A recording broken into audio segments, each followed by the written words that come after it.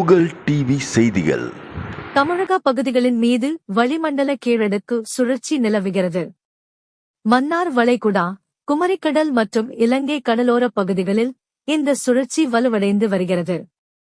கிழக்கு, வடகிழக்கில் இருந்து வரும் காற்று, நிலப்பகுதி வெப்பத்தால் மேலெழுந்து வரும் நீராவி காற்று, வடக்கு, வடமேற்கு காற்று ஆகியவை வளிமண்டல சுழற்சியில் இணைந்துள்ளன.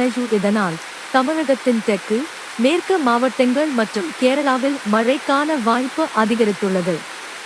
இதன் காரணமாக தமிழகத்தில் ஒரு சில இடங்களிலும் புதுச்சேரியிலும் இன்று இடி, மின்னலுடன் கூடிய லேசானது முதல் மிதமான மழை பெய்யலாம்.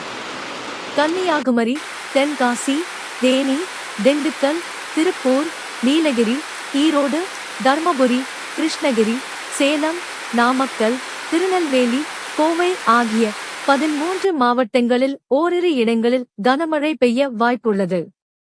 நாளை நீலகிரி, ஈரோடு, கிருஷ்ணகிரி, தர்மபுரி, சேலம், நாமக்கல், திருப்பத்தூர், வேலூர், ராணிப்பேட்டை, காஞ்சிபுரம், கோவையில் ஒரு சில இடங்களில் கனமழை பெய்ய வாய்ப்புள்ளது.